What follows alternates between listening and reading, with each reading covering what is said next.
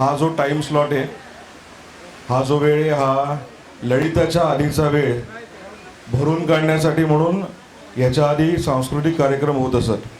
गेली 2-3 वर्ष सांस्कृतिक कार्यक्रम लहान मुलांचे आपण संध्याकाळी घेतो आणि गेल्या वर्षी मग छबिनाच थोडासा उशिरापर्यंत घेतलेला होता. यावर्षी 150व्या वर्धापन दिन उत्सवाच्या निमित्ताने काहीतरी वेगळं करूया असा विचार करताना स्मरण उत्सवाचे असं अशा प्रकारचं काहीतरी करावं असं आपल्या बैठकीत ठरलं. आणि भरपूर काही काही करू असं डोक्यात असताना अजिबातच काही करायला मिळालं नाही ज्या कार्यक्रमाच्या संबंधी. तो कार्यक्रम म्हणजे हा कार्यक्रम आहे की ऑर्गनाईज कार्यक्रम काही नाही आहे, ठरलेलं नियोजित असं काही नाही आहे. धावपळीत जाता जाता जे काही दिसलंय, जे काही सापडलंय, जे काही लक्षात आलंय ते एकत्र आणायचा प्रयत्न केलेला आहे. आणि मग या सगळ्याच्या माध्यमातून आपण काहीतरी थोडंसं आपल्या भूतकाळात डोकावायचा प्रयत्न करूया अशा प्रकारचा हा कार्यक्रम आहे. स्मरण उत्सवाचे आपण गेले 4-5 दिवस उत्सवाचा आनंद घेतोय. पण या उत्सवाची सुरुवात नेमकी कशी झाली, का झाली असं थोडंसं स्मरणिकेत आपण थोडंसं वाचलेलं असेल तर त्यातलाच काही कंटेंट दृकश्राव्य माध्यमात इथे दाखवायचा आम्ही प्रयत्न करतोय. तर मी मृदुला आणि सगळ्या सहकाऱ्यांना अशी विनंती करतो की त्यांनी आता पुढील रंगमंचाचा धावा घ्यावा.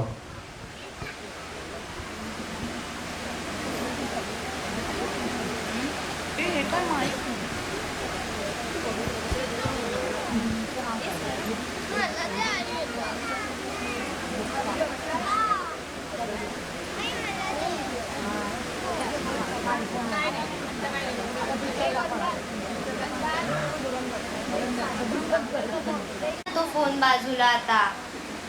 माझ्या आई बाबांनी मला आणलं इतके पहिल्यांदा. ए काय मग काय करताय?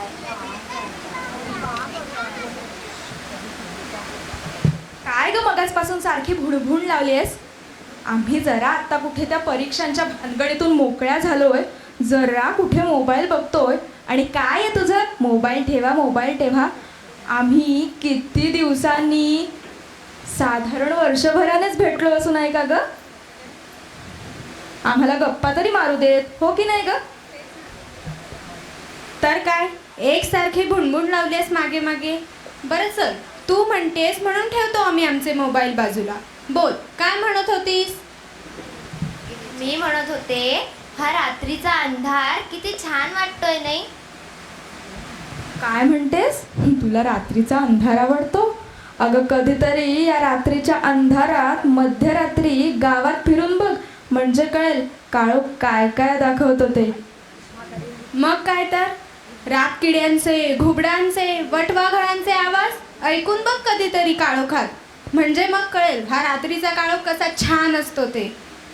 आणि त्यात रात्री भूताखेताच्या गोष्टी ऐकल्यास तर भिजून जाशील घामाने.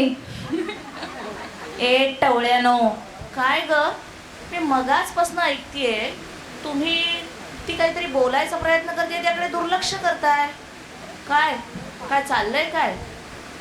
आजी, रमाजी, तू आणि इथे आणि बाणी कशाला जाहीर करायला हवी? काय झालं काय? अगं ए संचिता, ही रमाजी अशी याय रात्री इथे. काय ग संस्कृती, काय झालं अचानक? तुझं सगळं चरित्रच बदललं. मग काय, ही बघ अशी कशी एकटीच फिरते ती. ती रमाजी आहे ना ती. काय काय हाक मारलीस मला? रमाची हाक मारतेस? नाही ग आजी, ते जरा घाबरायला झालं. तू अशी एवढ्या काळोखात एकटीच फिरतेस ना, म्हणून म्हटलं. अगं एकटी कुठे, तो नारायण आहे ना बरोबर, मग कसली आली आहे भीती मला? कोण हा नारायण? तुझा कोणी मित्र आहे का? फ्रेंड?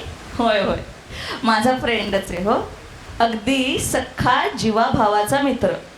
रात्रंदिवस जो माझ्यासोबत असतो, माझ्या सगळ्या सुखदुःखात जो साथ देतो, असा जीवा भावाचा मित्र. पण आजी तू कुठे निघालीस ते सांगितलं नाहीयेस अजून. अगं, गेले 4 दिवस तो आदित्य नारायण तुमच्या सगळ्यांच्या घराड्यात आहे, मला सापडलाच नाही. त्यालाच भेटायला चालली आहे बघ. 150वा उत्सव साजरा करतायत म्हणे त्याचा. जाऊन बघते तरी मला का भेटत नाही ते. काय आजी, एकदा म्हणतेस माझ्या जवळ असतो, एकदा म्हणतेस भेटायला जाते. काय आजी? अगं, माझ्या जवळ असतो म्हणजे इथेच आपल्या समोर तर असतो. रात्रंदिवस आपल्यासाठी उभ्यान उभा. जाऊन रोज भेटत नाही आपण त्याला. कधीतरी जातो उत्सव साजरा करायला. तो इथे कसा आला माहिती आहे तुम्हाला? नाही ग, कसा आला तो इथे? अगं, 250 वर्षापूर्वी तो इथे आलाय आपल्या सगळ्यांसाठी. माहिती आहे का कसा आला? माहिती करून घ्यायचंय तुम्हाला? हो, आवडेल ना आम्हाला. चला तर मग बघूया तो इथे कसा. चला.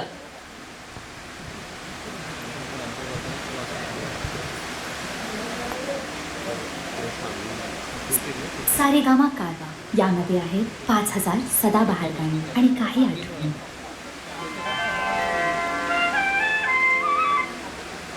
सारेगामा कारवा यामध्ये आहेत 5000 सदाबहार गाणी आणि काही आठवणी.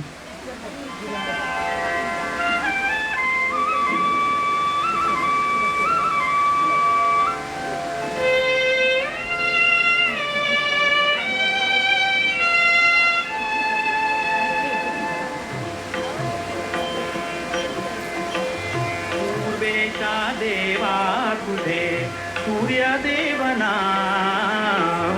पूर्वेच्या देवा तुझे सूर्यदेव नाव. प्रभातीच येशी सारा जागवीत गाव. पूर्वेच्या देवा तुझे सूर्यदेव नाव.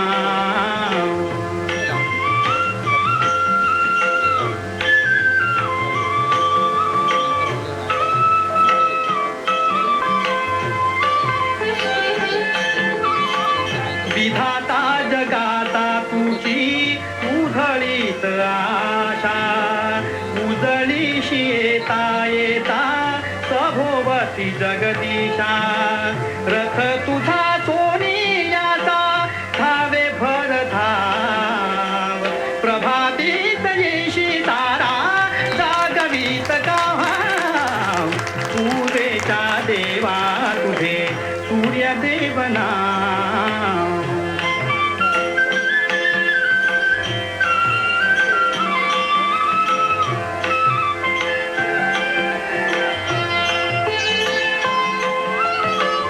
अंधाराच प्रभा तुझी गिरे प्रभाकर.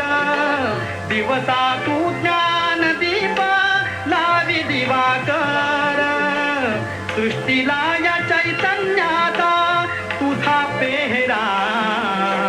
प्रभातीत येशी सारा जागवीत गाव. पूर्वेच्या देवा तुझे सूर्यदेव नाव.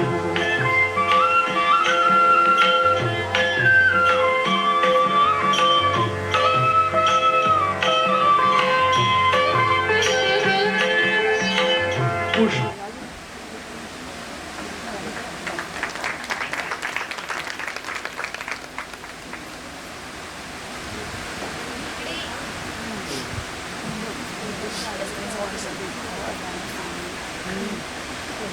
ए वाव आजी, काय इंटरेस्टिंग स्टोरी आहे ग ही.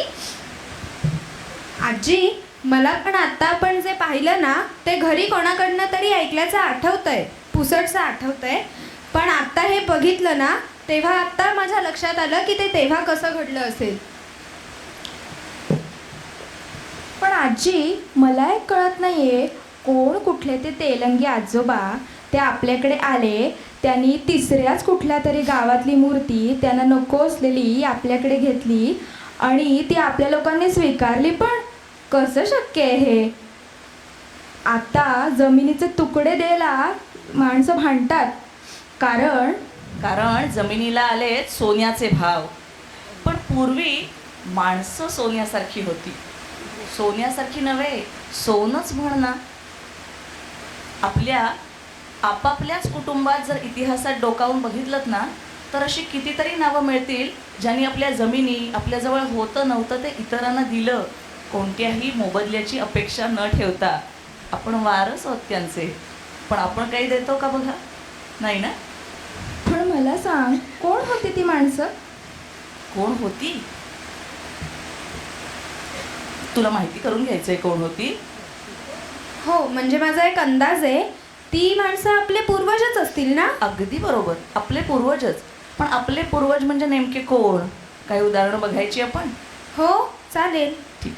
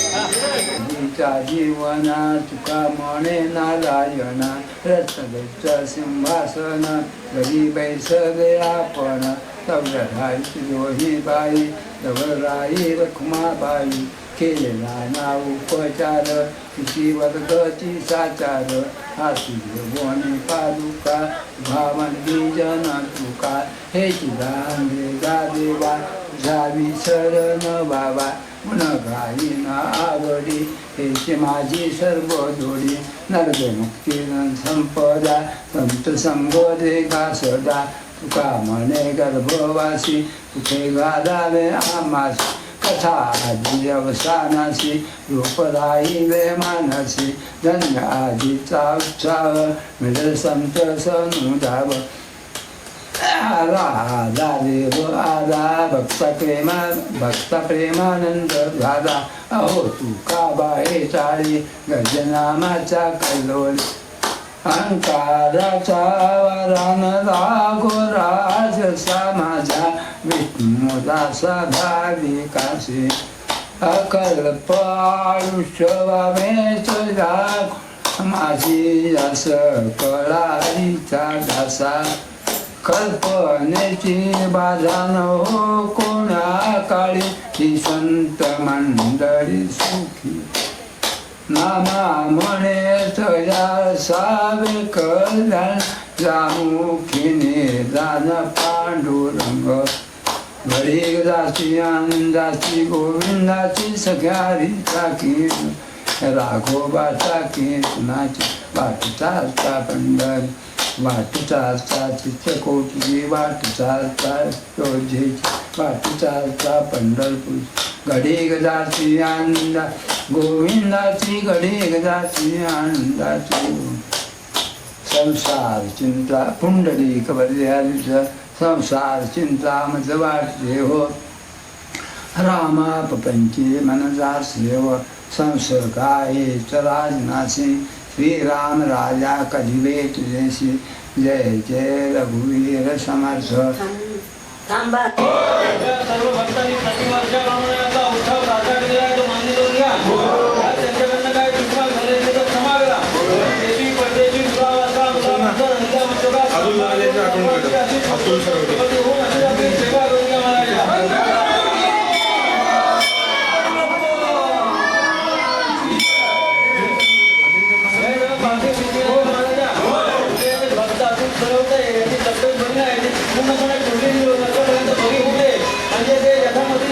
आपली सेवा करतील त्यांच्या नवसाला पाहून आपली सेवा करून घ्या महाराजा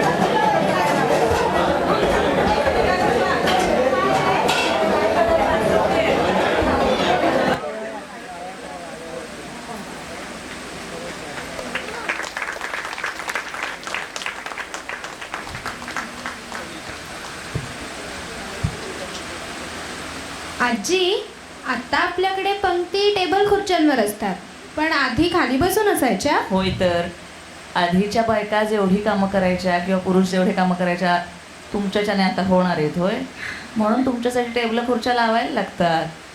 बरं, काय वाटलं तुला हे बघून? फारच इंटरेस्टिंग वाटलं हा मला. मला तू आठवणी सांगशील का तुझ्याकडे असतील तर? माझ्याकडे पुष्कळ आठवणी आहेत, पण माझ्या एकटीच्या आठवणी ऐकून तू काय करणार? या सगळ्या ध्वनिचित्रफितीमध्ये तुम्हाला काही चेहरे असे दिसले असतील जे तुम्ही कधी पाहिलेच नाही आहेत, बरोबर ना? ध्वनिचित्रफित सुरू झाल्यानंतरचे हे चेहरे, ह्याच्या आधी कितीतरी लोक होऊन गेले ज्यांचे चेहरेसुद्धा आपल्याला माहिती नाही. आठवणी फक्त माझ्या नको असं मी तुम्हाला म्हटलं. आत्ता आपल्यात जे ज्येष्ठ नागरिक आहेत त्यांच्या आठवणी ऐकायच्या? ठीक आहे, चालेल, ऐकूया.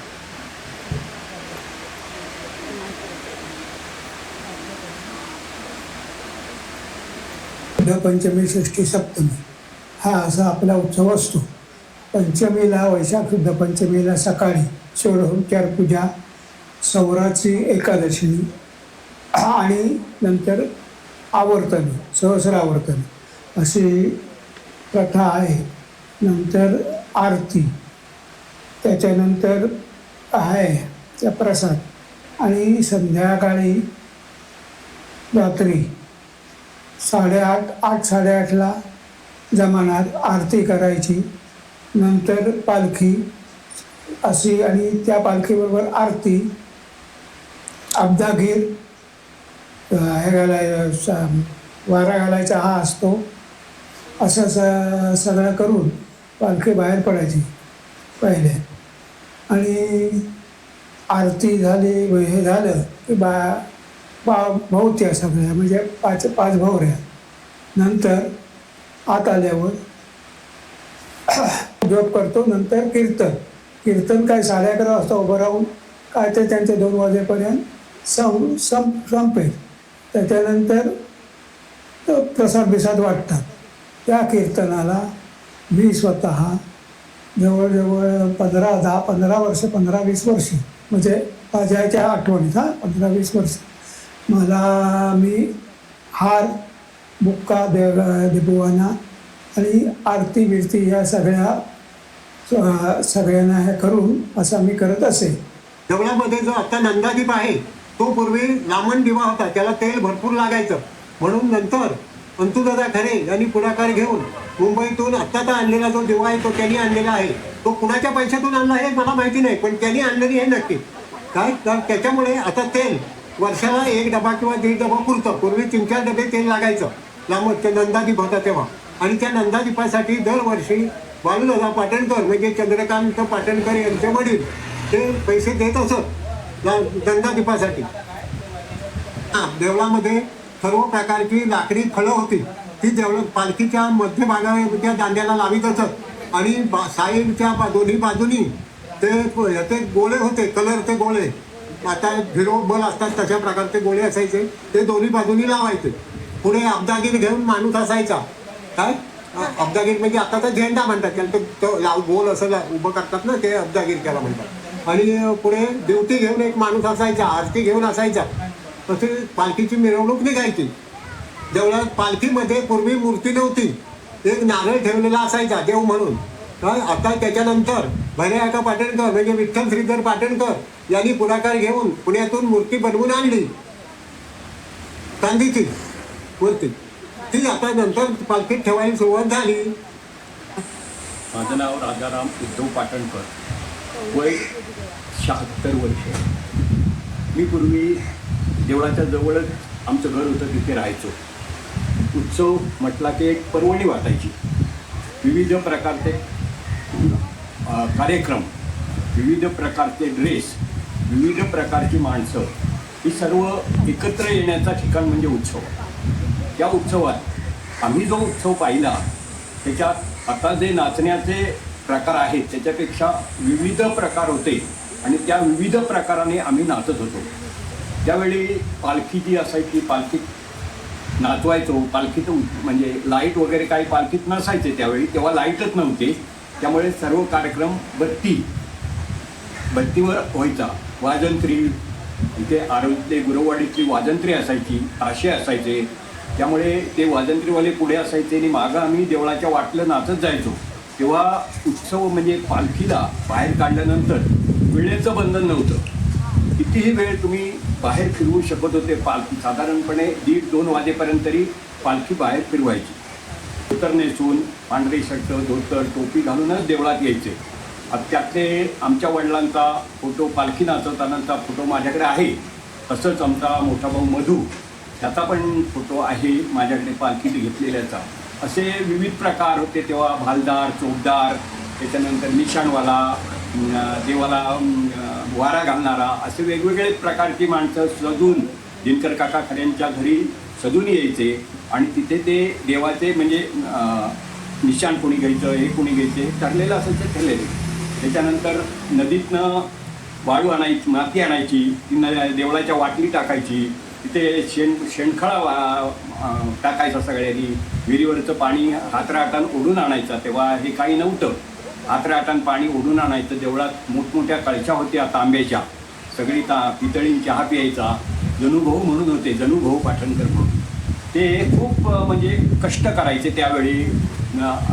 शेणखोळा मारायचं काम त्यांच्याकडे असायचं. मोठ्या हारा आणायचा, हाऱ्यात शेण ओतायचं, त्याच्यात पाणी घालायचं, ते सगळं गाजवायचं आणि ते देवळाच्या वाटला सगळं शेणखळा मारून तो उत्सव असा होत होता. त्याच्यानंतर मग उलट्या टाकीच्या बत्त्या आल्या. पहिल्यांदा साध्या बत्त्या होत्या, नंतर मग उलटी टाकीच्या, वर टाकी असायची आणि खाली मेंटल म्हणजे पेटायची बत्ती, अशा होत्या. त्याचा सगळी व्यवस्था शरद रानड्यांकडे असायची. आणि देवस्थानची व्यवस्था केशवण्णा मराठे, हे झाडू मारणे, हे मारणं, देवाची पूजा करणं, आल्या गेल्याचं चहा करणं, हे सगळं केशवण्णा मराठ्यांकडे काम होतं. चहा हा कप बशी हे काही नव्हतं, पितळीतूनच चहा प्यायचा. तेव्हा जेवायला एवढी मोठी पक्वान्न नव्हती. साखर भात, त्याच्यानंतर तुमचा आमरसपुरी, असे साधे हे असायचे. बेसन लाडू, बुंदी लाडू, रवा लाडू, ही पक्वान्न असायची. आता सगळी पक्वान्न नव्हती, ताटं नव्हती, वाट्या नव्हत्या. तेव्हा केळी म्हणजे वडाच्या पानं आणायची, त्याच्या पत्रावळी, रात्रीचा पत्रावळी लावायचा कार्यक्रम असायचा. त्याच्यानंतर द्रोण लावायचे. ते प्रत्येकाच्या पुढ्यात द्रोण, पत्रावळ, त्या प्रत्येकाच्या डोक्याला जेवायला बसल्यावर गंध लावायचं. आणि प्रत्येकाच्या पुढ्यात त्यावेळेला एक एक पैसा ठेवत असत. एक नव्या पैसा ठेवायचा, एकाने ठेवायचा नाही, दुसऱ्याने उचलून न्यायचा. असे प्रकार चालू असायचे. खूप मजा यायची, खूप आठवणी आहेत त्या. पण त्या सगळ्या आठवणी जर आपण जमा करायला लागलो तर खूप मोठा ग्रंथ होईल त्याचा. पूर्वी नाटक व्हायचं, नाटकात स्त्री पार्ट हे पुरुषच करायचे. स्त्रिया कधी नाचत नसत, कधी नाटकात काम करत नसत. स्त्रिया फक्त बघण्याचं काम आणि जेवण काम हे सगळं करण्याचं काम स्त्रियांकडे असायचं. आता स्त्रिया सगळ्याच्या हात घेतात. तेव्हा विठ्ठल पोंक्षे, बंडू काका केळकर, मनोहर भावे, आणखीन सरवटे, बाबू सरवटे, असे जे लोक होते ते स्त्री पार्ट करायचे नाटकात. आणि इतके उत्तम म्हणजे दिसायचे. ते स्त्री आहे असं वाटतच ना, म्हणजे पुरुष आहेत असं वाटतच नसायचं. इतकं ते होतं. वासंती शंकर रानडे, माझं वय 80 पूर्ण. 69 साली मी आरवलीला आली. त्यावेळच्या महालक्ष्मीची मला असलेली माहिती म्हणजे मी खुद्द वशळी होते स्वतः, त्यामुळे मी देवळात पूजेला असायची. आतासारख्या सांगाडे वगैरे त्या काळी नव्हते, त्यामुळे केळीच्या गाभ्यापासून मूळ खाली हे घेऊन महालक्ष्मी उभी केली जायची. बाईची शोभा आणून, बाईच्या देहाची शोभा आणून महालक्ष्मी तयार केली जायची. संध्याकाळी सव्वाशेर तांदळाच्या पिठाचा मुखवटा केला जायचा. तो 6-6:30च्या बेताला महालक्ष्मी उभी केली जायची. त्यावेळेला अंगात येणाऱ्या बायका यायच्या, त्यावेळेला धूप घातला जायचा. आणि 7 वाजता एकदा आरती व्हायची, पुन्हा 10 वाजता आरती व्हायची, पुन्हा 12 वाजता एकदा आरती व्हायची. आणि अन्य आता कुणापासून म्हणायचं, ह्याच्यापासून त्रास होऊ नये म्हणून मला 2 तासापासूनचा उत्सव आठवतो. आम्ही देवळात पाणी भरायला मुली पहिल्यान हागडीने पाणी आणायचं रानड्यांच्या विहिरीवरून. आणखीन चहा प्यायला पराती होत्या, त्यामुळे आम्हाला बाहेरगावाची लोक हसत असत, पण पितळीतून चहा पिण्याची मजा आगळीच होती. आणि स्वयंपाक करण्यासाठी आमच्या आठवणीत सरस्वती काकू पाटणकर, जानकी काकू करमरकर आणि रत्नाई काकू करमरकर ह्या असायच्या. आणि त्यांच्या पाठोपाठ इंदिरा काकू लघाटे आणि माझी आई, माळची बाई अशा असं. त्याच्यानंतर इंदिरा काकूंच्या बरोबर माझी आई, नंतर विमल वहिनी पाटणकर, हेमा वहिनी लघाटे अशा असत.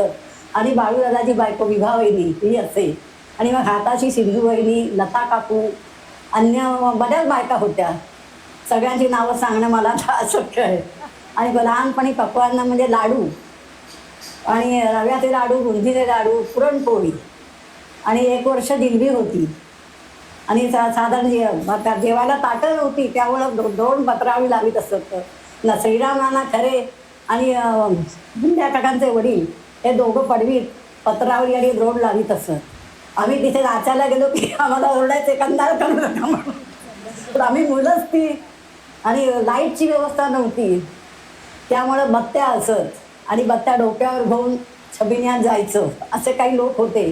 आणि बत्तीत हवा भरायला झाली की कृष्णा काका रानडे, शरद काका रानडे आणि विठ्ठल काका पोंक्षे यांनी हजर असत. म्हणजे दत्तू मास्तर म्हणजे माझे वडील, आणि उद्धव काका पाटणकर आणि अंजूदादा खरे.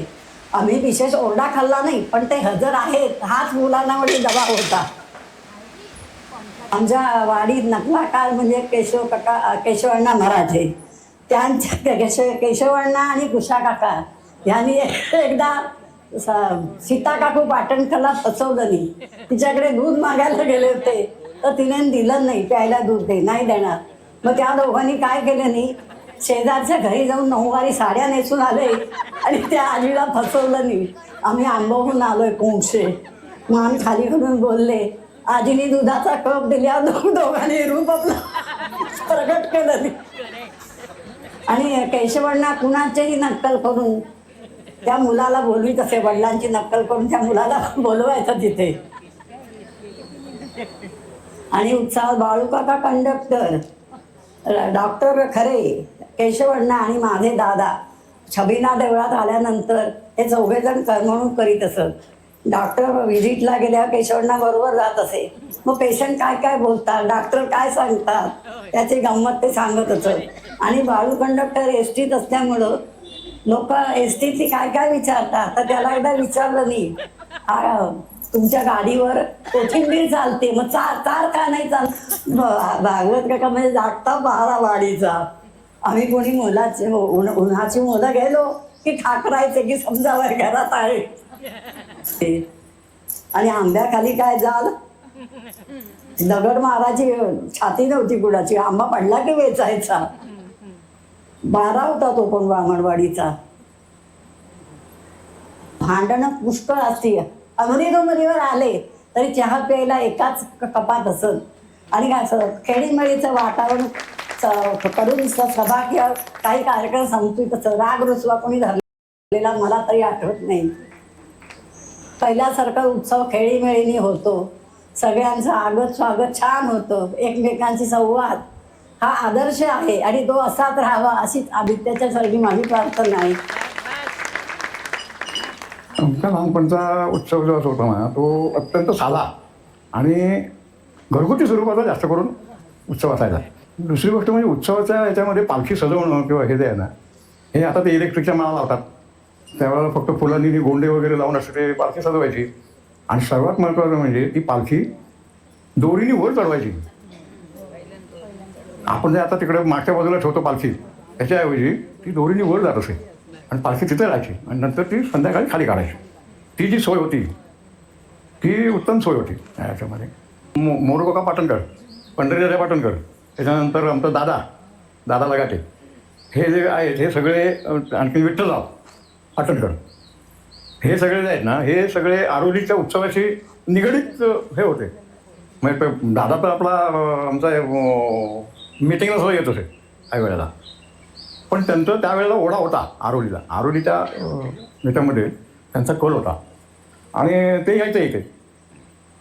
त्याच्यापैकी पंढरीच्या त्यांचं का ते ह्याच्यामध्ये होते, पंढरीच्या त्या मोरूकाकांचं प्रेसमध्ये होते आधी. त्याच्यानंतर स्वतःची प्रेस काढली त्यांनी ह्याला. आणि आणखीन एक ग्रस्त म्हणजे परशुराम खरे, मनोहर मराठे म्हणजे अर्धा जीव आरोली. दिगंबर पाटणकर तिथे प्रेसमध्ये होते. दिगंबर पाटणकर, विठ्ठलराव खरे, हे सगळे आहेत ना, त्यांचं सगळं अर्धा जीव हा कोकणात आरोलीमध्ये.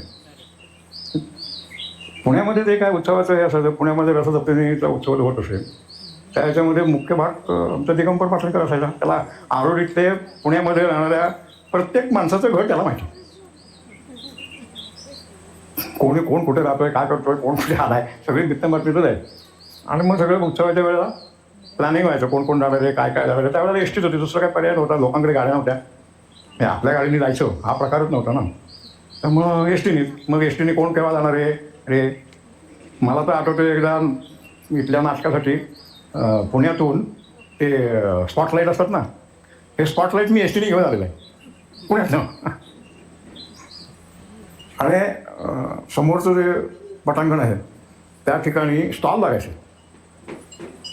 वडा, भजी, चहा, सोडा, लेमन, ते ह्याची लेमन सोड्याच्या बाटल्या पटाक आवाज यायचा ना, त्याचं स्टॉल लागायचे तिथे. नाटकाच्या दिवशी इकडं तिकडं कुठे जागाच नसायची बसायला आणि नाटकाचं बोर्ड तळावरती लागत होते. आणखी असं पुण्यात पण आम्ही होतो पहिले एक 10 वर्ष पुण्यात आम्ही 55-54-55ला गेले. तिथे मग टेलरिंग म्हणून शिकायला ते यांनी नेलं होतं फाटक म्हणून. पण ते त्यांचंच हे झालं, ते दुकान गेलं. त्यांचं दुकान होतं गाडगे स्ट्रीटला, स्वीट होम त्या तिथे समजलं. मग ते दुसरी इकडे नोकरीच लागली. त्यामुळे मग आम्ही पंचायत झाली ना आमची, राहण्यापासून जेवणापासून.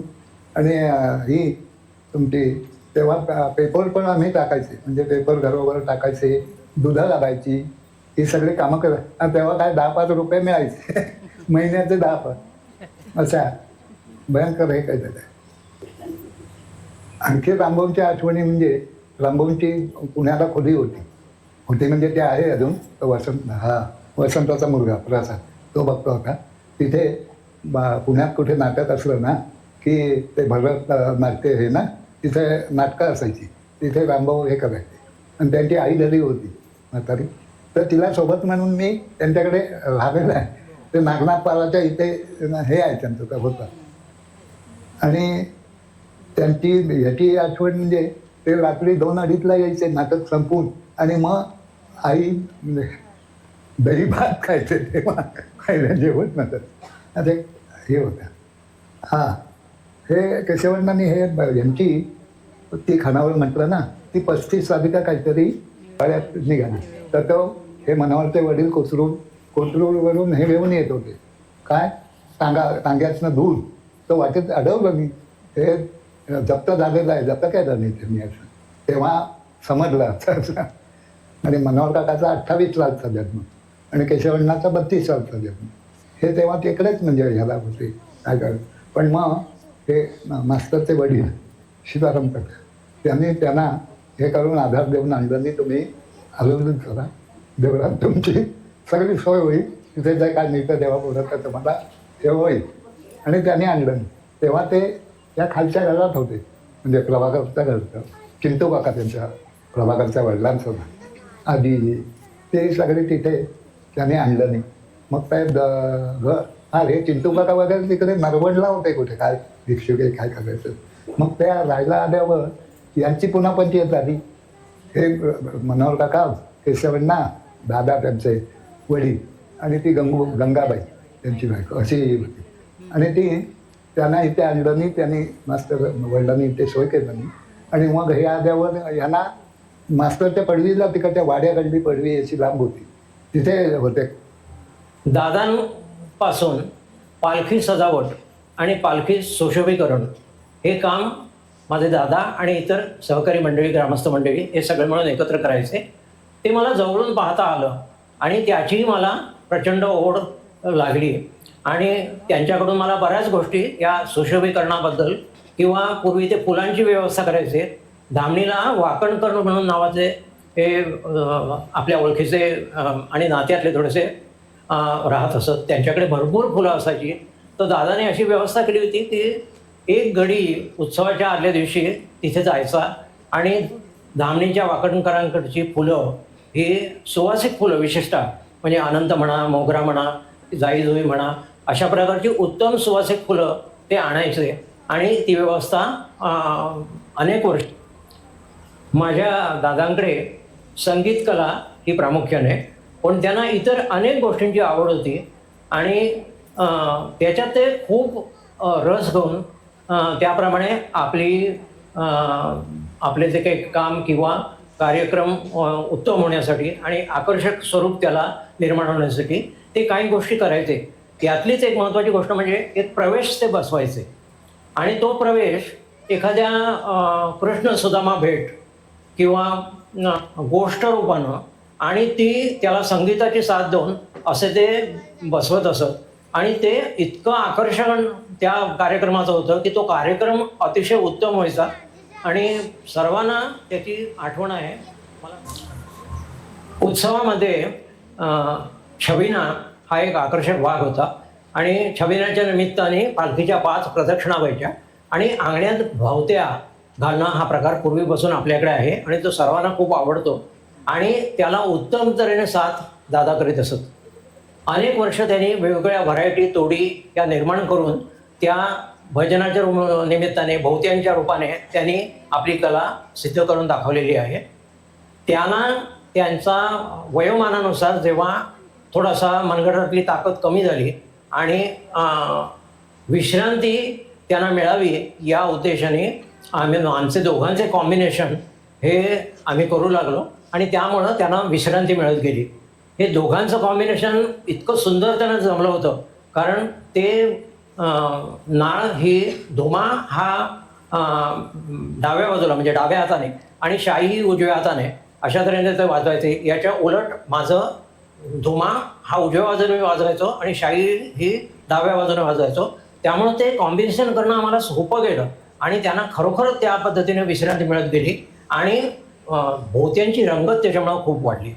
सर्व लोकांना हा प्रकार पाहायला मंडळी भरपूर उत्साहाने नामघोष आहे. नारायण नारायण नामघोष करू चला, नारायण नारायण नामघोष करू चला, नारायण नारायण नामघोष करू चला.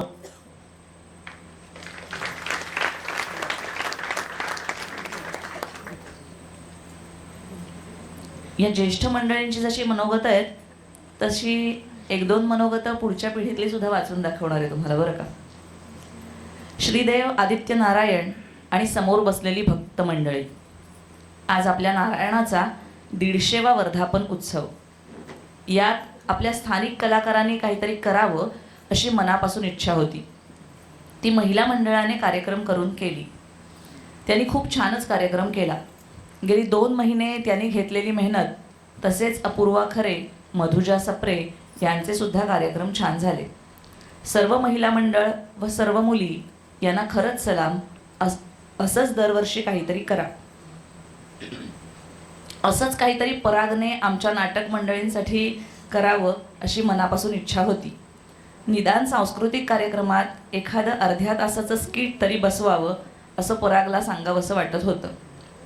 पण त्याच्याकडे यंदा एवढं काम होतं, निमंत्रण पत्रिका, स्मरणिका, स्मरण उत्सवाचे अशी भरपूर कामं होती, त्यामुळे त्याला सांगायचं धाडस झालं नाही.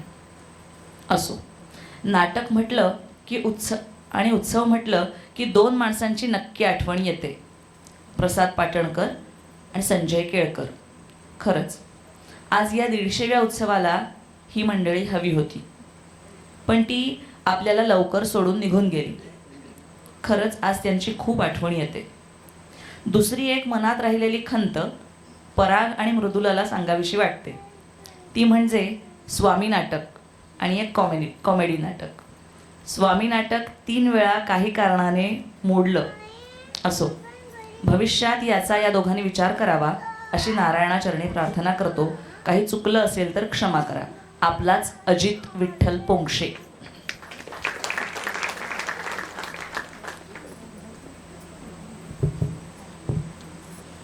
दीडशे वर्षाचा तरुण. ऐकून नवल वाटलं ना? हो, पण हे खरं आहे. तो आज 150 वर्षाचा झाला तरीही तो तरुणच आहे. अजूनही आहे त्याचा भक्तरूपी श्वास अविरत चालू. अजूनही त्याच्या त्वचेला नाही पडली जनविजनाची सुरकुती. अजूनही आहे त्याच्यात ग्रामस्थांच्या अविरत सेवेचं बळ. आजच्या रील्स आणि गॅजेट्सच्या जमान्यात जिथं लोक कमी वेळात वरवरचा आनंद शोधतात, तिथे एखादी परंपरा 150 वर्षांपासून चालत यावी आणि दिवसागणिक अधिक समृद्ध आणि वृद्धिंगत होत जावी, हा दैवी चमत्कार नाहीतर अजून काय. इथं आपल्याला मिळणारं बाळकडूच ते आहे. 5-6 महिन्यांचं बाळ आपल्या बाबांच्या मामाच्या कडेवर बसून उत्सवानिमित्त देवळात येतं. सुरुवातीला टाळ्यांच्या नादाने थोडं बावरतं, गर्दी बघून घाबरतं. मग त्या गर्दीतलंच कोणीतरी काका, मामा, मावशी नाहीतर आत्या त्याला त्याची भीती घालवून हे किती छान आणि रंजक आहे याची जाणीव करून देतात. हळूहळू लय त्याच्या अंगात भिनायला लागते आणि पुढच्या उत्सवापर्यंत छंदाने, मुरलीच्या नादाने कानावर पडलं की नुकतीच ताल धरलेलं त्याचे पाय तोल जात असला तरी आपसुकच पुढे मागे होतात. पुढे त्याला त्याचे सवंगडी भेटतात आणि मग हा आनंद एकत्रित साजरा केला की कैक पटीने वाढतो याची त्याला जाणीव होते. सांस्कृतिक कार्यक्रमात बोबड्या भाषेत सादर केलेलं एखादं गाणं, श्लोक याची जागा आता एकांकिका, गायन, वादन हे कधी घेतात हे त्यालाही कळत नाही. आता व्रतबंध झाला असल्यानं अथर्वशीर्ष आवर्तनं, सौर यासाठीही देवळात हजेरी सुरू होते. आरत्या पाठ झालेल्या असतात. यदू रावण नसून आवाहन आहे हे कळलेलं असतं आणि भोवत्या वेगवेगळ्या प्रकारात नाचताना आनंदाचा गाभा म्हणजे काय हे उमगायला लागतं.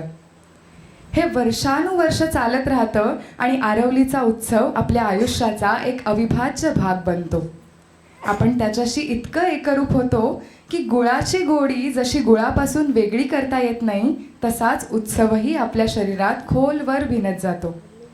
माहेरवाशिणींसाठी उत्सव म्हणजे हक्काचा भाऊच. भले वर्षातून हा भाऊ त्यांना एकदाच भेटत असेल, पण आठवणरूपी ओवाळणी मात्र सदैव घालत असतो. उत्सव वयाच्या वेगवेगळ्या टप्प्यांवर इतक्या अनपेक्षित आणि सुंदर पद्धतीने भेटतो की कालपरत्वे आपण मोठे होतो आणि तो अधिक तरुण भासू लागतो.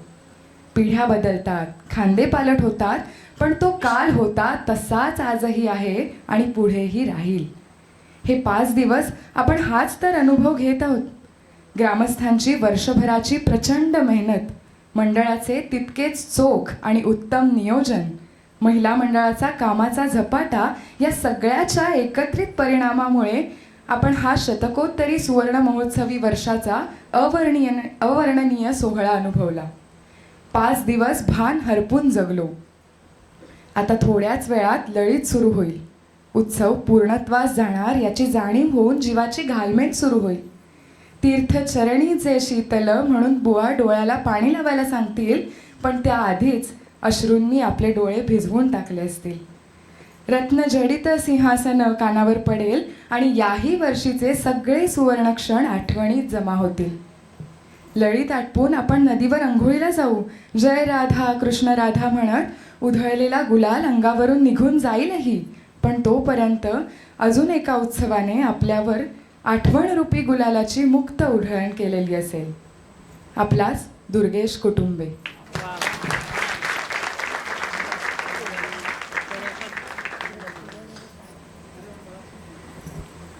आजी, मगाशी मी असं पण ऐकलं की ह्या सगळ्या उत्सवांबरोबर महालक्ष्मी वगैरे पण करतात.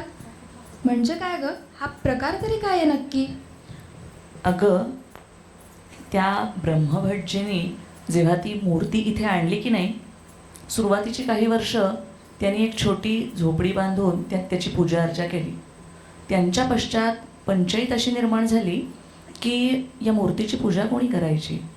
त्यांनी सांगितलं होतं ज्यावेळेला मूर्ती आणली तेव्हाच की ही तुमच्यासाठी आणली आहे, आरवलीतल्या ब्राह्मणवाडीतल्या लोकांसाठी आणली आहे, म्हणजे जबाबदारी आपली आहे. मग लोकांनी आपापसात काही विश्वस्त नेमले आणि केवळ स्थापनेचा दिवस साजरा न करता वर्षभरात येणारे सगळे छोटे मोठे सणवार चैत्रापासून अगदी फाल्गुन महिन्यापर्यंत इथे साजरे करायचे लहान मोठ्या प्रमाणात असं ठरवलं. जबाबदारी वाटून घेतली की काम हलकं होतं आणि शिवाय एकोपा राहतो.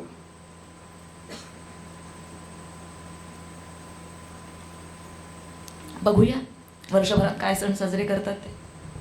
चालेल.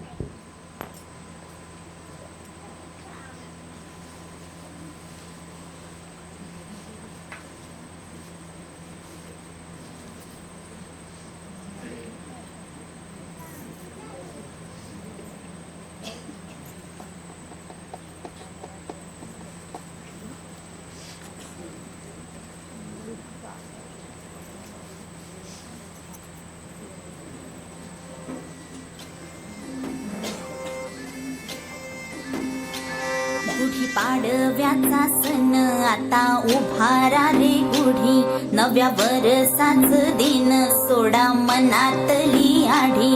गेलं साली गेली आढी, आता पाडवा पाडवा तुम्ही येरा येरा बरी लोभ वाढवा वाढवा. गुढी पाडव्याचा सण आता उभारा रे गुढी, नव्या वर्षाच दिन सोडा मनातली आढी.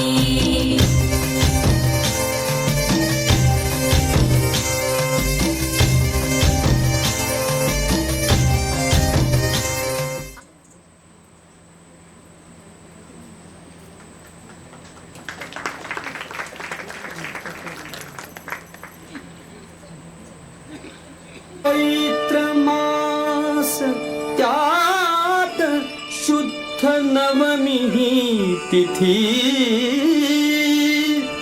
गंधयुक्त तरीही वात उष्ण हे किती दोन प्रहरी कागशिरी सूर्य थांबला राम जन्मला ग सखी राम जन्मला राम जन्मला ग सखी राम जन्मला राम जन्मला ग सखी राम जन्मला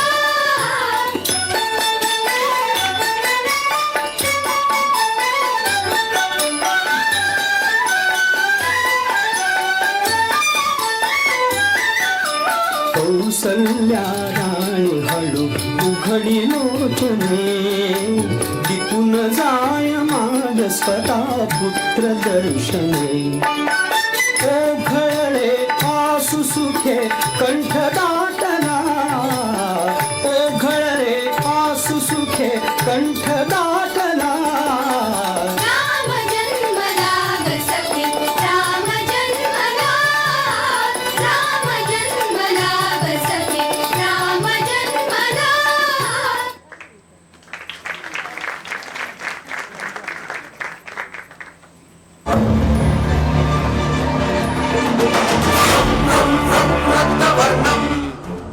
दिनकर वदनं तीक्ष्णं श्राकराणं रं रम्यतेजं गिरिचलनकरं कीर्तिपञ्चादिभद्रं रं राजयोगं सकलशुभनिधिं सद्ववेगाणवेद्यं रं राक्षसान्तं सकलविषयशं रामदूतं नमामि खं खड्गहस्तं विश्वरहरणं वेदान्तदीपं खं खड्गरूपं त्रिभुवननिलयं देवतासु प्रकाशं खं कल्पवृक्षं मणिमयमधुरं मायमायास्वरूपं खं कालचक्रं सकलविषयशं रामदूतं नमामि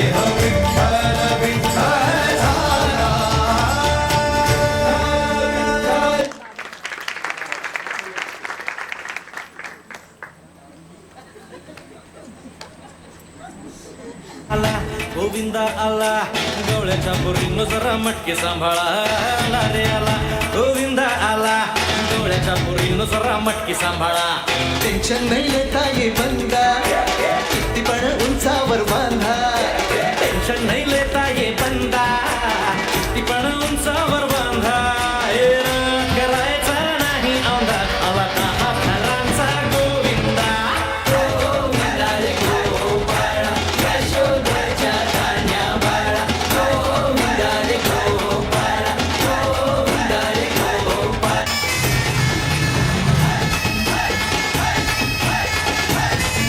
ए गगरी संभालो ओ मरी मैया आज इथे सारे चपेल आणि कन्हैया ए लूट ही लेंगे माखन की गगरिया आज बच न पाए कोई राह डगरिया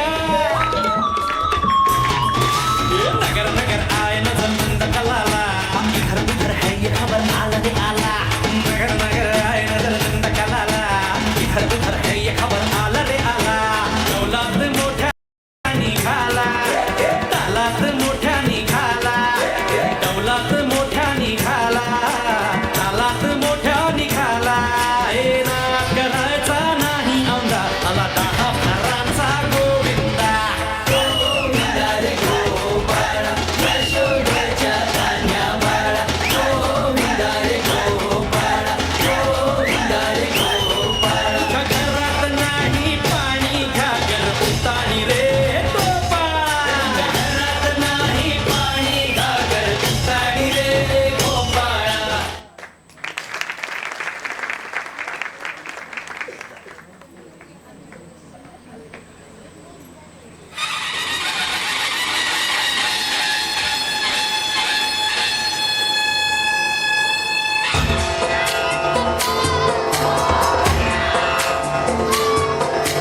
सिंदूरदान चढ़ायो अच्छा गजमुख को लाल विराजे सुत गौरी हर को हाथ लिए गुड़ लड्डू साई सुरवर को महिमा कहे न जाए लाख कहूँ पद को जय देव जय देव जय जय जी गणराज विद्या सिद्धाता धन्य तुम्हारो दर्शन मेरा मन रमता जय देव जय देव भाव भक्ति से कोई शरणागत आवे अंत की संपत्ति सब ही भरपूर पावे ऐसे तुम महाराज को अति भावे हो सावी नंदन निज दिन गुण गावे जय देव जय देव जय जय जी गणराज विद्या संप्रदाता धन्य तुम्हारो दर्शन मेरा मन रमता जय देव जय देव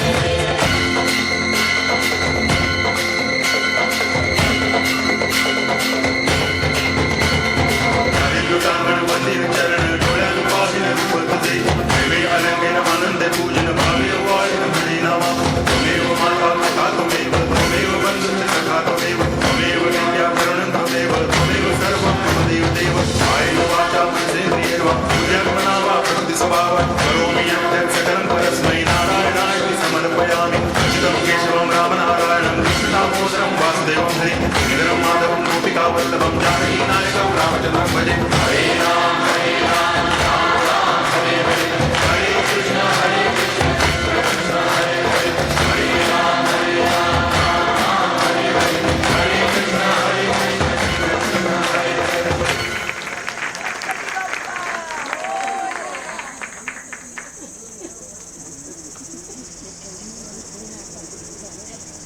Thank you.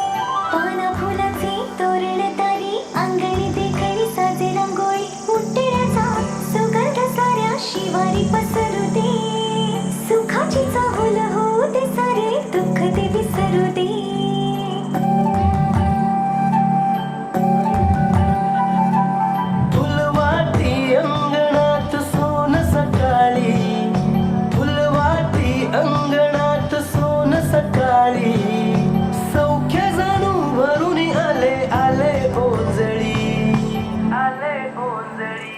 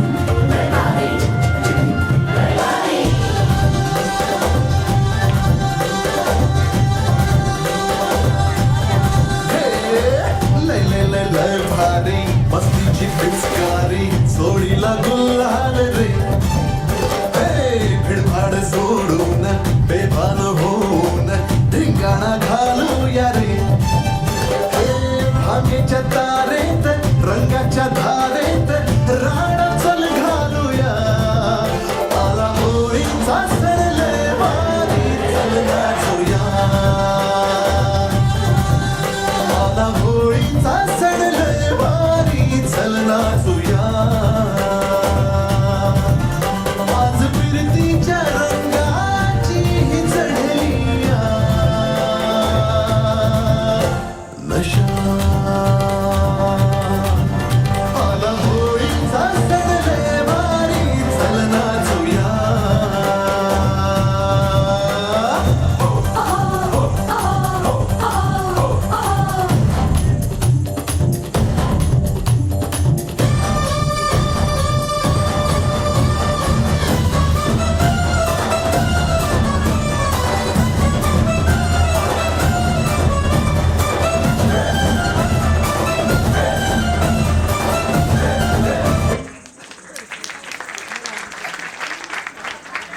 वा ग आजी, किती छान.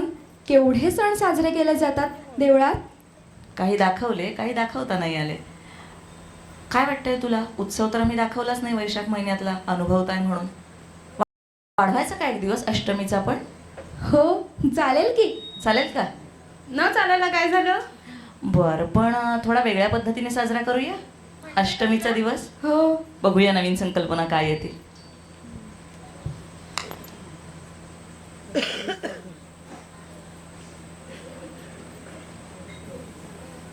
श्रीदेव आदित्य नारायणाचा यंदा 150वा वर्धापन दिन विशेष उत्सव साजरा होणार आहे. दरवर्षी हा उत्सव पंचमी, षष्ठी, सप्तमी असा केला जातो, परंतु यंदाचा हा उत्सव 5 दिवस करायचा असं सर्व ग्रामस्थांनी ठरवले. अक्षय तृतीयेपासून सप्तमीपर्यंत म्हणजे 19 एप्रिल ते 23 एप्रिल असा उत्सव होणार आहे. त्या 5 दिवसात अनेक धार्मिक, सांस्कृतिक आणि करमणुकीचे कार्यक्रम करण्यात येणार आहेत. उत्सवाच्या आमंत्रण पत्रिका दरवर्षीप्रमाणे छापण्यात आल्या आणि त्या गावातील नातेवाईकांना पाठवल्या गेल्या. त्यातील एक पत्रिका स्वर्गात कशी पोचली, कोणी दिली काही माहीत नाही. ती पत्रिका नेमकी केशवण्णा मराठे यांना मिळाली. त्यांनी ती वाचली आणि दादा पाटणकर म्हणजे दत्तू मास्तर यांना दाखवली.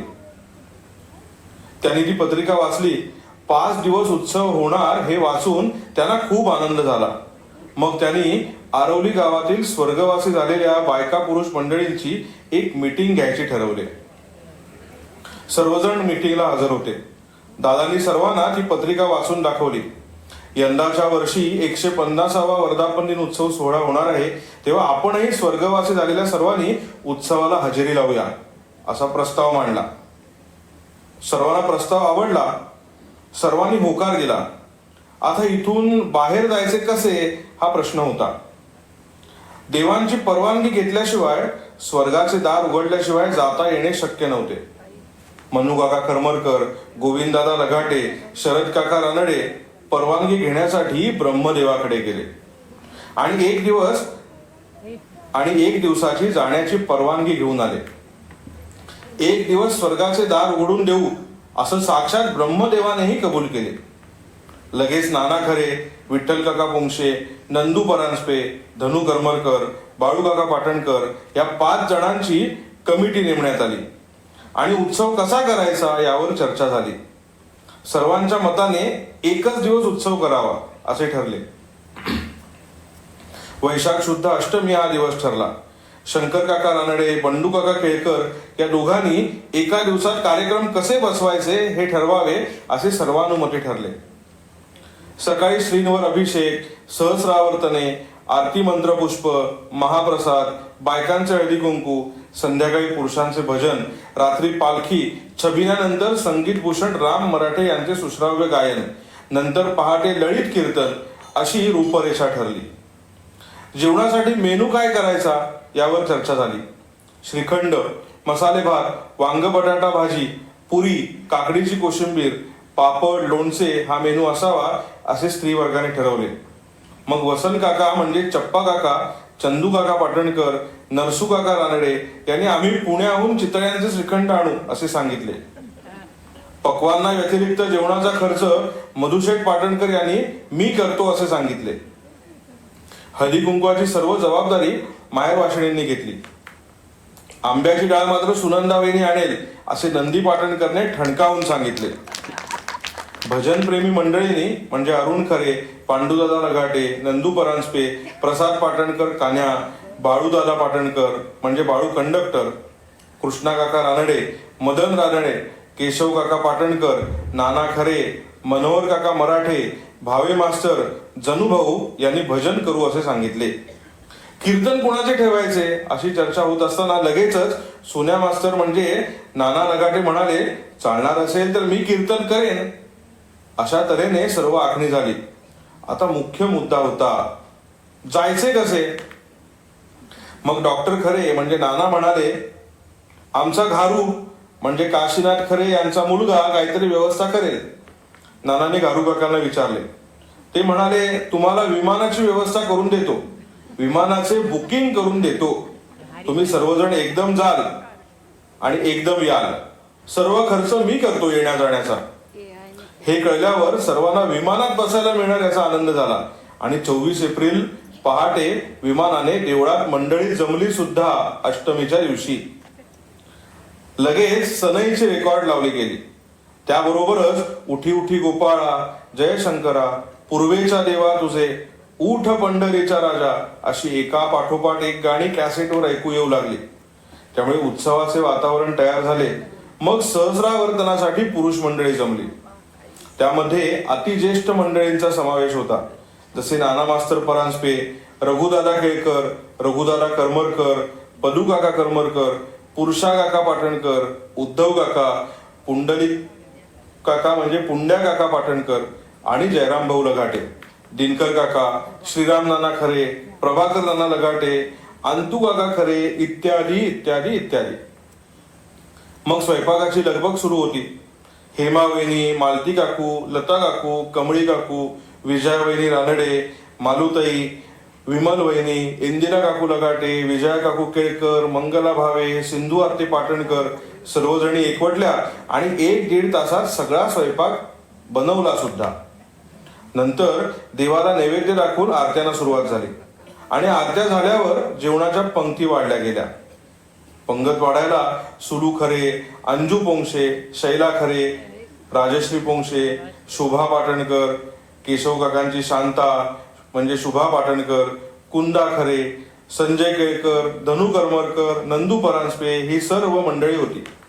जेवण झाल्यावर बायकांनी हळदी कुंकवाची तयारी सुरू केली. सुलू लगाटे, माधुरी भावे, मंदा पाटणकर यांनी देवीपुढे छान रांगोळी काढून सजावट केली. 5 ते 6 यावेळे संध्याकाळी हळदी कुंकू संपन्न झाले. नंतर भजनी मंडळी भजनाला बसली. भजन ऐकायला बरीच मंडळी जमली होती. त्यात स्त्री वर्ग जास्तच जमला होता.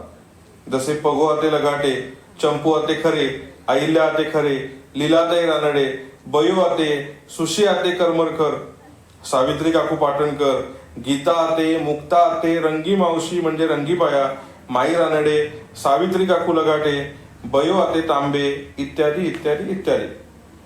बरोबर 8:30 वाजता पालखी बाहेर काढण्यात आली. नारायण नारायण नाम घोष करू चला या पारंपरिक भजनाने सुरुवात झाली. नारायण नारायण नाम घोष करू चला या पारंपरिक भजनाने सुरुवात झाली. पालखी धरायला होते सुरेश काका खरे आणि वामन काका खरे हे दोघे बंधू. विठ्ठल काका म्हणजे बैऱ्या काका चौऱ्या हलवत होते. बाळू काका करमरकर निरांजनाचे ताट हातात घेऊन चालत होते. अंगणात पालखी येऊन थांबली आणि उभे राहून भजन सांगायला अरुण खरेने सुरुवात केली. नाळ वाजवताना प्रसाद पाटणकर याची बोटे लिलया फिरकत होती. दणक्यात एक भोवती घातली गेली. प्रसादने आपल्या तालावर सर्वांना दमछाक होईपर्यंत नाचवले. नंतर पुरुषांनी फुगड्या घातल्या. दंड थोपटून शक्ती प्रदर्शन शरद काका रानडे आणि सदू काका म्हणजे सदू अण्णा खरे यांनी केले. नंतर राधाकृष्ण गोपाळकृष्ण याच्या गजरात नरसू काका रानडे आणि बाळूदादा कंडक्टर यांनी समोरासमोर उभं राहून नाचत जाऊन आपले नृत्य कौशल्य दाखवले. अशा तऱ्हेने छबिना संपला आणि पालखी देवळात गेली. नंतर संगीत भूषण राम मराठे यांच्या मैफिलीला सुरुवात झाली. रामभाऊंना वाद्य साथ करायला केशव काका पाटणकर आणि पांडुदादा लगाटे बसले होते. रामभाऊंचे गाणे ऐकायला खूप गर्दी झाली होती. गाण्याचा कार्यक्रम संपल्यानंतर थोडा वेळ होता म्हणून केशवण्णा मराठे, दत्तू मास्तर, अरुण खरे, बाळूदादा पाटणकर यांनी नकला करून विनोदी किस्से सांगून लोकांचे मनोरंजन केले. थोड्याच वेळात ललिताच्या कीर्तनाला सुरुवात झाली. नाना लगाटे यांनी सुंदर कीर्तन केले. नंतर सर्वांना फुले देण्यात आली आणि श्रींच्या पादुका असले ताट प्रत्येकापुढे नेले गेले. सोडूनी सर्वई धंदा हरीचे पदवंदा पदवंदा असा जयघोष चालू होता. आता उत्सवाची सांगता होणार होती. सर्वांना गहीवरून येत होते. काही तासाच्या आत परतीच्या प्रवासाला जायचे होते. आपल्या या उत्सवाच्या दिवशी कोणीही स्थानिक लोकांना बोलवायचे नाही असे वरून स्वर्गातून येतानाच ठरले होते. पण ग्रामस्थांना हे सर्व कळले आणि मग देवळात या सर्वांना भेटायला ग्रामस्थ लोक आलेच. या सर्वांना पाहिल्यावर सगळ्यांचे अश्रू अनावर झाले. सगळीकडे नीरव शांतता पसरली.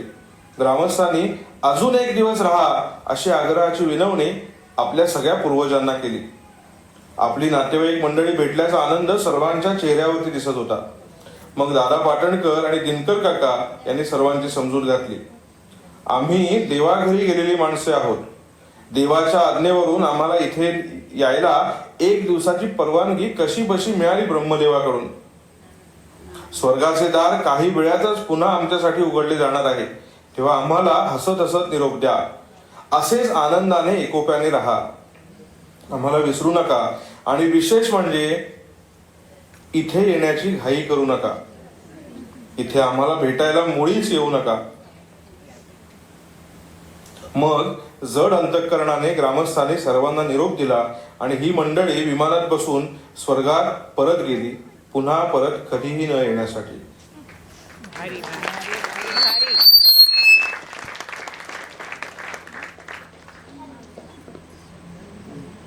याचं लेखन ताया वळतीकर यांनी केलं होतं.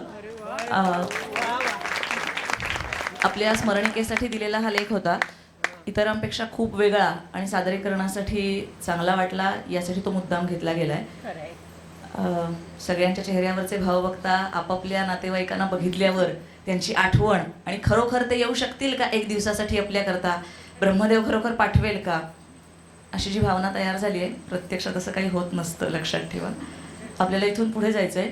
थोडासा बदल करण्यासाठी इथे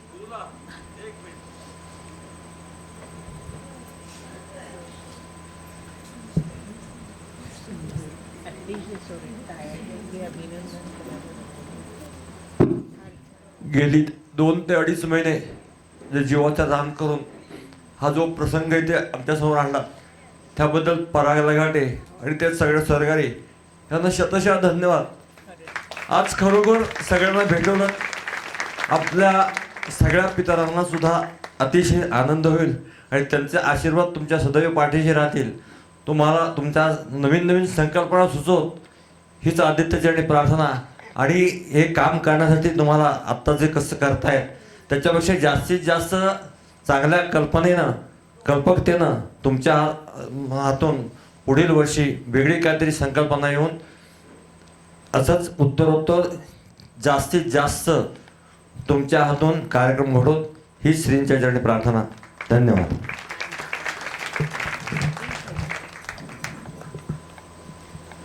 उत्सवाची सांगता असा शब्द वापरला की आपल्या डोळ्यात पाणी येतं. तो बघत असताना प्रत्येकाकडे बघताच असं लक्षात येत होतं की तुम्ही त्यात समरस झालायत. परागदादाने सुरुवातीलाच सांगितलं की कोणत्याही प्रकारचं नियोजन न केलेला कार्यक्रम आहे हा. फक्त पत्रिकेत छापला होता त्यावेळेला की स्मरणोत्सवाचे नेमकं काय घ्यायचं आहे, कसं करायचं आहे, याचं सगळ्या धावपळीत फारसं काहीही नियोजन करता आलेलं नाही. जे काही मध्ये 15-20 मिनिटाचा चैत्र ते चैत्र कार्यक्रम दाखवला गेला ती सगळी या मुलींची आणि या मुलांनी त्यांना साथ दिली म्हणून सादर करता आलं आणि बाकी सगळी परागदादाची मेहनत. थोडंसं वातावरण बदल करूया असं मी म्हटलं. शेवटची ध्वनिचित्रफीत दाखवली जाणार आहे. यात आपण पूर्वजांचं स्मरण केलंच आहे. 150वा उत्सव आपण साजरा केला आहे. 200वा ज्यांनी करायचा आहे त्यांना बोलवूया. तुम्ही ही ध्वनिचित्रफीत पहा. आपण आहोत का हे पाहिल्यावर जर आपली ओळख पटली तर मंचावर या. आपली ओळख पटली तर मंचावर या. तुम्हाला विशेष निमंत्रण दिलेलं आहे, लक्षात ठेवा. ही ध्वनिचित्रफीत विशेष आहे. आवर्जून पहा आणि ओळख पटवून मंचावर या.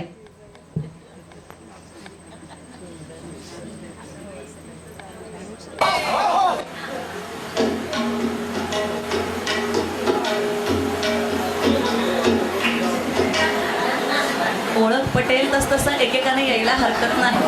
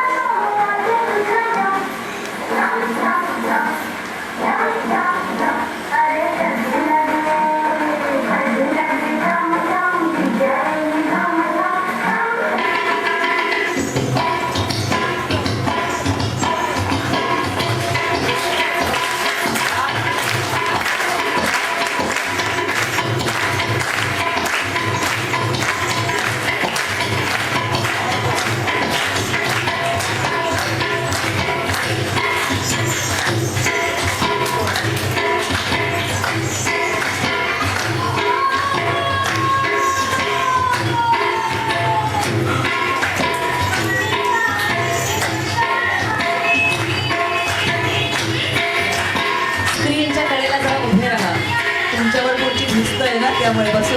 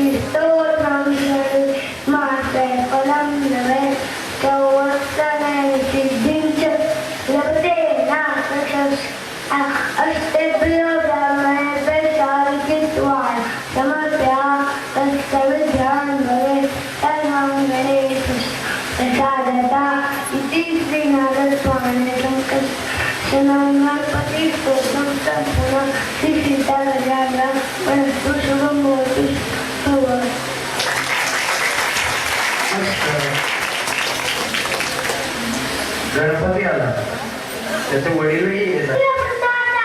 शक्तिदाता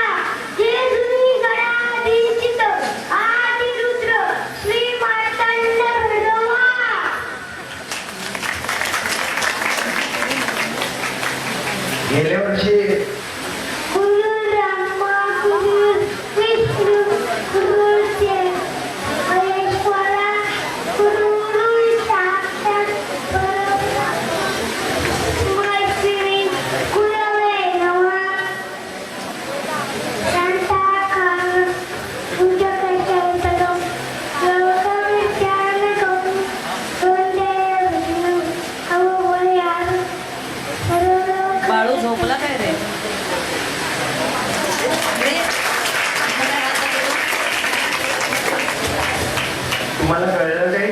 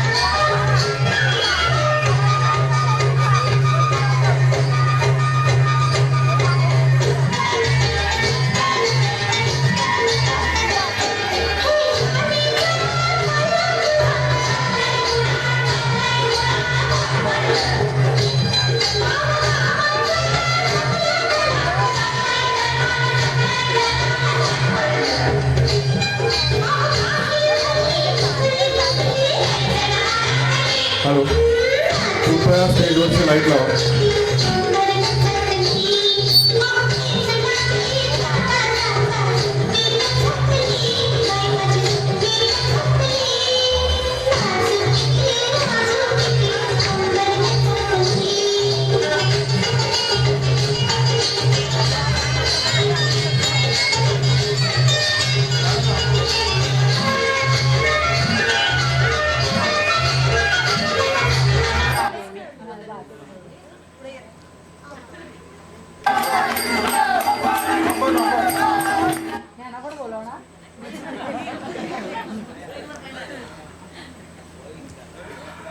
हे सगळे 200व्या उत्सवाचे शिलेदार आहेत.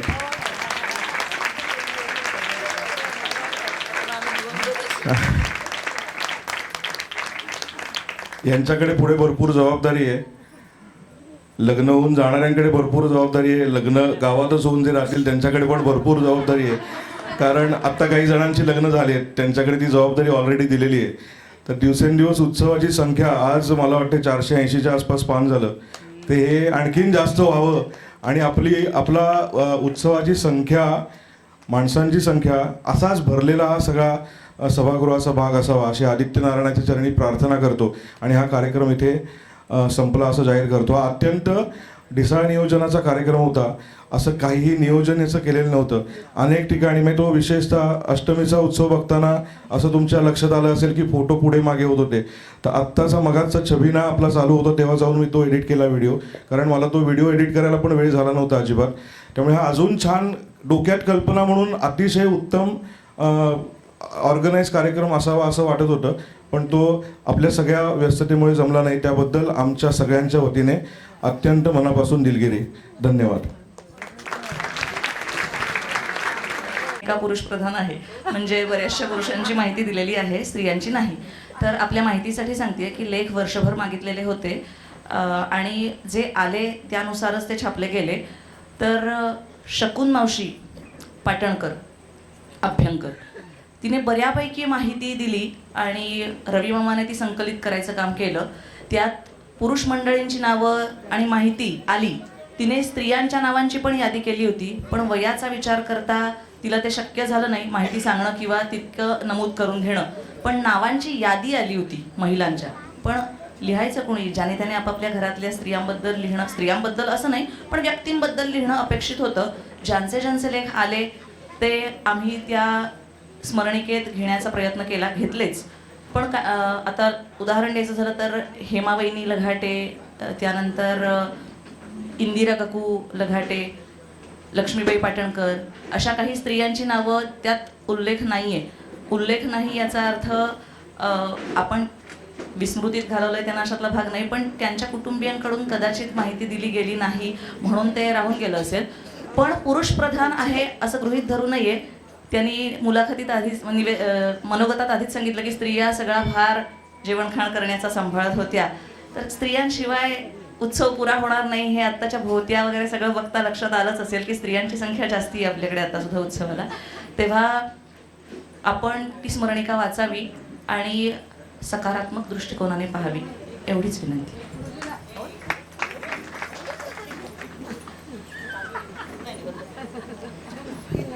हॅलो, स्मरणिका मी पूर्ण वाचली आणि अतिशय सुंदर स्मरणिका झालेली आहे.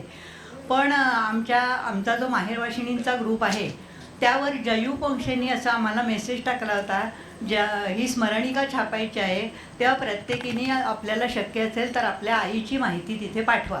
आईचा फोटो असला तर तोही पाठवा.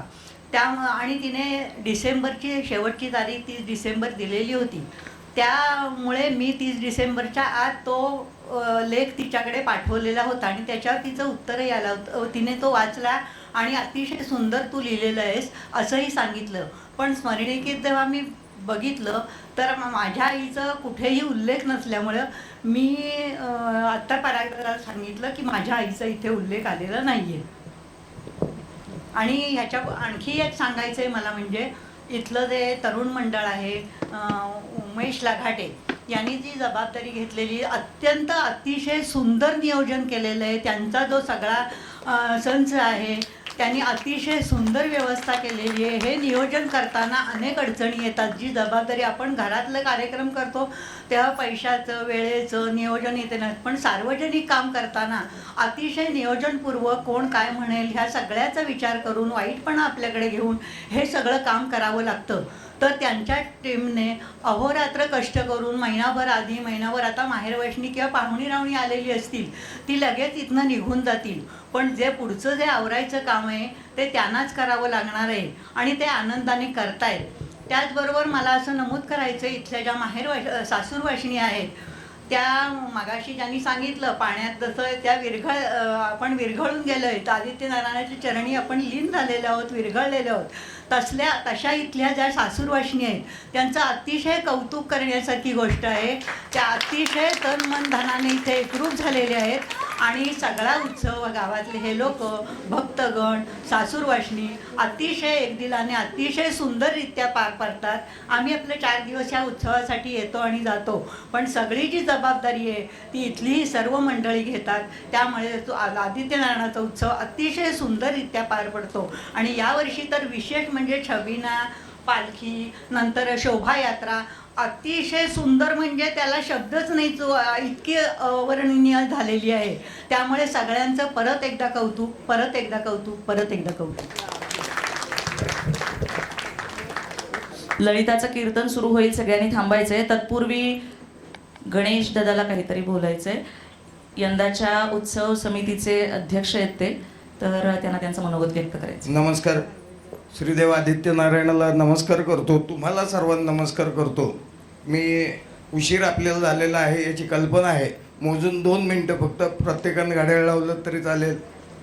अचानकपणे आपल्या देवस्थानचे अध्यक्ष उमेश लाघाटे यांनी मला फोन केला होता आणि इथल्या आमसभेच्या वेळेला त्यांनी माझ्यावरती अचानकपणे या उत्सव समितीचा अध्यक्ष होण्याची, प्रमुख होण्याची जबाबदारी टाकली. त्याला सर्वांनी एकमताने होकार दिला आणि गेले 2-2.5 महिने, ही 3 महिने असतील, ही जबाबदारी पेलण्याचा मी प्रामाणिक प्रयत्न केला.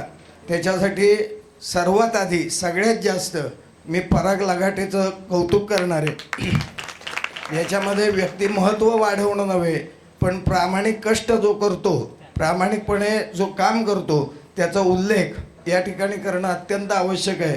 बाकी प्रत्येक या उत्सव समितीतल्या प्रत्येक सदस्यानं अतिशय चांगली साथ सोबत मला दिली. मी फक्त नियोजनाचं जे काय काम चालू होतं ते बाबा होतंय ना असं म्हणजे उगाच मोठेपणा म्हणतात तसं मी घेत होतो. हा माझा मोठेपणा नाही. मी अत्यंत खालच्या लेवलमध्ये असणारा माणूस आहे आणि ह्या सगळ्याचं श्रेय हे परागला जातं. हे सगळे जे कार्यक्रम आहेत, मग ते शोभायात्रा असेल आणि फार धावपळीची, म्हणजे तो शिक्षक पेशामध्ये काम करत असताना, आत्ता परीक्षांचे दिवस आहेत, शिक्षक पेशामध्ये काम केलेल्या प्रत्येकाला माहिती आहे अनेक कामं आमच्या पाठीमागे लागत असतात आणि त्या धावपळीतनं त्यांनी काम केलेलं आहे. रात्री 1-1, 1:30 वाजता ही जी स्मरणिका आहे त्याचं प्रूफ रिडिंगचं काम आम्ही केलेलं आहे आणि तो 1:30 वाजता जरी मी त्याला मेसेज केला रात्री तरी त्याला त्याचं उत्तरही येत होतं. आणि ह्या सगळ्या व्यस्त कार्यक्रमामध्ये कदाचित कुठेतरी, परवाच मी सांगितलं, कुठेतरी उणीव राहिलेली असू शकते. मी अध्यक्ष या नात्यानं त्या उणीवेची पूर्ण जबाबदारी घेतो. कदाचित कुणाचा उल्लेख नामोल्लेख राहिला असेल, पण तो जो आमच्याकडे जे आमच्याकडे आलं त्याचा सगळ्याचा समावेश आपण स्मरणिकेत केलेला आहे. जर राहिला असेल तर कुठे राहिला, कसा राहिला त्याचा आपण मागवून अभ्यास करूया. पुन्हा एकदा तुम्हा सर्वांना मी या ठिकाणी धन्यवाद देतो आणि बरोबर 2 मिनटं बोललो. मी या ठिकाणी थांबतो. जय हिंद, जय महाराष्ट्र.